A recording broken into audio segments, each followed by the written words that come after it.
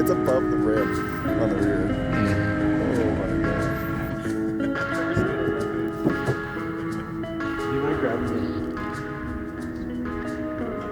This is Patrick Bischoff. Hello, I'm Patrick. We're out here down Cane Creek right now. We're here with my truck. This is a 92 F-150. We call the truck for just beating around out here, playing on the rocks and everything. Cal has definitely had some fun with it today. So that's been a lot of fun. But yeah, just cruising around. Cal's out here visiting. I live here, obviously.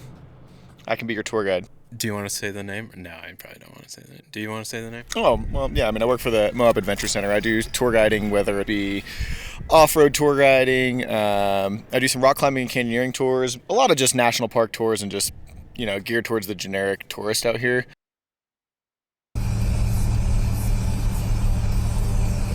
Moving out here was, we did that road trip, really, and I think that was the biggest thing for me. Is I always knew out west was like this, but I'd never had a taste of it till that road trip that we did, which was 4 of us in a 4-door Wrangler for, 3 weeks? It wasn't like an immediate inspiration, I got home, packed up my bags, and came out here, but really that. After that, I was like, okay, that is badass out there. I want to be there. Sort of got into this back and forth seasonal work of winters in the ski resorts, summers out here. I moved here in 2018 and been with the same company actually the whole time. I got on with that company and just loved it and had a lot of different opportunities. But no, it definitely made more sense for me to be out here. All of my hobbies and interests definitely make it easy to live here. I mean, you got rafting, mountain biking, hiking. The national parks get you most everything of that, hiking and sightseeing and climbing. But Moab's sort of officially known as the Jeep capital of the world. There's tons of Jeep events here yesterday. We were even watching, what was that trail? Moab Rim? Yeah, that was. What's that guy's name? Oh, Steve. He had a brand new 392 Rubicon, so that has the Hemi, the lockers. I mean, it was stock, but he was doing the Moab Rim Trail, which is one of the hardest trails out here. I'm certainly not doing it in this thing. Somebody else could, but So we were just hiking it and watching it. That was pretty fun to watch other people break their things. Okay, stop. Oh. Are you in manual? No. Yeah, there's a lot of people here. When you live in a beautiful place, it's going to get busy. You're going to have a lot of people come visit. And as somebody that works in tourism, bring it on. That's how I make all of my money. But definitely seeing how much busier every year this place has gotten with new hotels and just booking more tours and more people on every trail everywhere we go. So it's kind of been a pain in the ass. A lot of my favorite spots, I wouldn't say a lot. Some of my spots that I know are pretty commonplace now that used to be pretty, if you know kind of spots. But it's gotten pretty busy for sure. Is that your fault? Whose fault is that? With social media, everybody is flocked to this area, especially since the pandemic. Everyone discovered the outdoors. So the national parks blew up in visitation, especially Moab. You and your family come out here, do the national park thing. You post your pictures, Everyone, you tag it, everyone's going to see it. It's awesome. And they're going to look it up. They're going to see, oh, how much is it to vacation there? What are some activities me and my family could do, you know? And there really is something for every level of visitor here. You know, adventure adults more so is our primary kind of like demographic, you know, because everything's high adrenaline, like I said, biking, rafting, climbing, off-roading, you know, you name it. But it's a small community. There's like 5,000, 6,000 locals, they say, year-round here. So pretty small town. I bet you on any given weekend there's probably 20,000 people in town. So a lot of people in town, but it still feels like a small town. You know, there's homecoming parades and like, you know, there's just like local events, you know, all the kids like walk to and from school. So it still has that small town kind of feel, but you know, I've been here for 8 years. I still kind of feel like a tourist here a lot of times, just because there's so many people here, and there's a big, you know, the locals here are pretty, their roots run deep. So, you know, if you're not from here, you kind of, you know, they're super nice. They're inviting, but you're not, you definitely aren't from here, even though I've lived here for 8 years.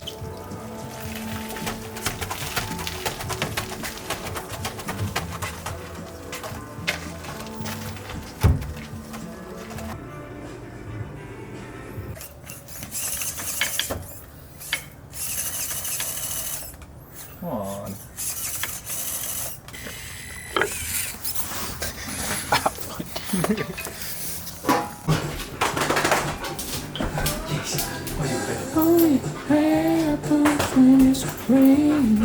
Have that, and then we could pan it to me actually doing a burnout somewhere.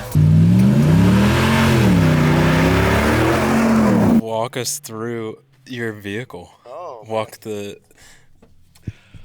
All right, so this thing, let's see, it's I'm going to talk about it. It's not a whole lot. Sort of the secondhand. I got the secondhand project. I've sort of finished a few things, but it's a 92 F-150. It's got a Super Duty rear end axle with 37-inch tires. It's got the flatbed, as you can see, pretty awesome. That you know, makes it nice. So when you're bashing into rocks, you're like, yeah, fuck it, I just hit a rock. Oh well. Yeah, for sure. It's a little redneck, but I like it. I mean, so I guess out here in Moab, everybody has a Jeep, and I love Jeeps. I'm a Jeep fanatic, but everybody has a four-door Wrangler, and they build them like Lego pieces. You get all the pieces off of, you know, the upgrades from Amazon or these generic websites, so it's kind of hard to stand out. So when I was in the market for another toy, this thing showed up, and it was halfway done, needed a lot of work, but I sort of made it my own. But it's cool to have a beater that you don't care to, if you know, like I said, hit a rock with it and you go, ha, nice, instead of like, oh no. Yeah, I've always said it's the guy that has like an old $5,000 Cherokee XJ that's having more fun than the dude with a $80,000 built Wrangler, because again, you know, you hit it and you're like, I just messed up my nice truck. So, and this can be a second vehicle, so when it breaks I go, oh, all right, whatever, I can still get to work. But yeah, but no, having a truck is super fun out here. You kind of got to have something to get you to the cool places.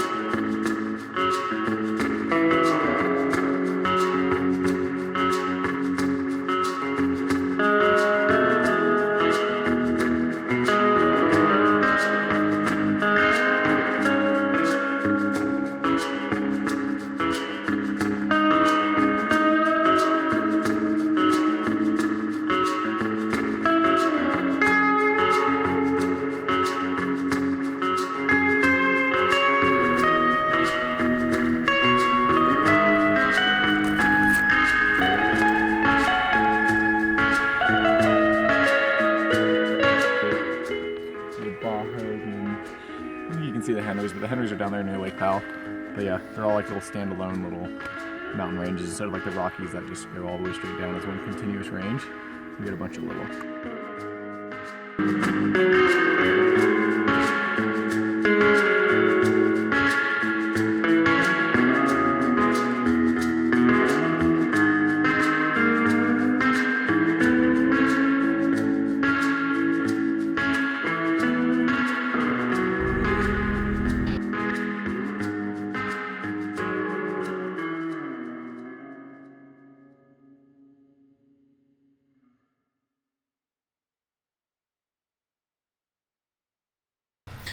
They're noticing the mic. They're like, Yeah, those they're guys.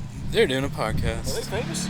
Yeah. Are they filming? I don't know. What's been your favorite part about being out west? You keep coming back here. So what are some of your favorite parts of Moab or Utah or being out west in general? The slimy toves did go. Oh yeah, for me, I feel like it just kind of gives me perspective to be in such big places, you know? Like in Georgia, it's just very claustrophobic in some ways.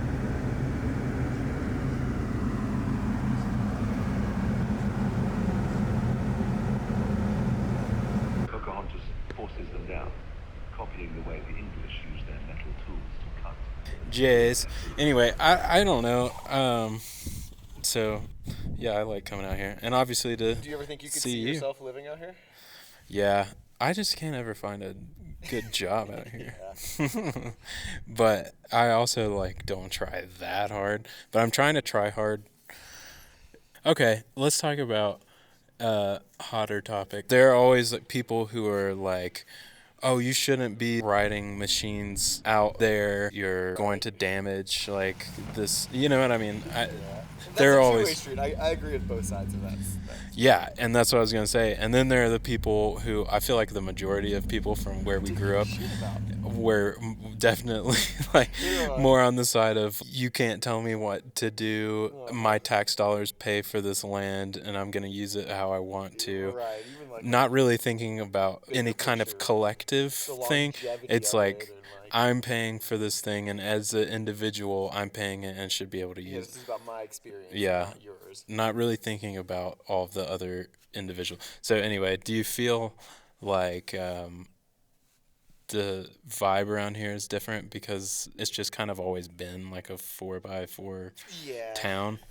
Yeah, so there's, I don't know, I got a couple different viewpoints, I think, on that whole thing. I think everyone out west generally has this idea of, like, protect the land, you know, let's do right by it. Especially in the past few years, everyone's getting a lot more, like, conservation-minded on things, even if you were, like, a 4x4 guy who traditionally, like, let's be honest, doesn't give a shit. But now we're starting to see the repercussions of not giving a shit about keeping the land nice, because then the federal government's coming in and being like, yo, this place is getting tore up, we're going to close it to allow it to, you know, revegetate or to come back. So everyone's seeing the effects of that mindset. But in general, I think everyone out here is pretty conservative or conservation minded. As far as like, you don't see trash out here. Like in Georgia, I feel like it was pretty common. Like someone just yeet a beer can out the window or something, or like, you know, here it's like, oh, something flies out of your window. People like turn around to go grab it off the highway and stuff. It's kind of awesome. But yeah, this whole Moab area was, I feel like, got famous for off-roading and biking and everything because it was sort of a wasteland. There's no resources out here. Okay, I don't want to say no, but it's not monetarily valuable for, you know, mining or anything like that. So it's kind of just a big wasteland to go play with, but it's gotten so busy that so many freaking people are here. And now we're seeing the effects of everybody having a razor, everyone having a dirt bike, or hiking even. I mean, we like to think that even our steps don't matter, but it really does. I mean, everywhere you walk, you're leaving a footprint. Same thing with a car tire, a dirt bike tire. But people are pretty good at being conservative around here. I think it's we're definitely seeing a shift in the mindset. Out here was already pretty good about it, and I hope that like the southeast sort of gets that way. But out there, it's hard because everything grows so quick. Like, I mean, I feel like everything I remember of that was like, all right, gotta go mow this, gotta go bush hog that. We're just like cut and slash and burn.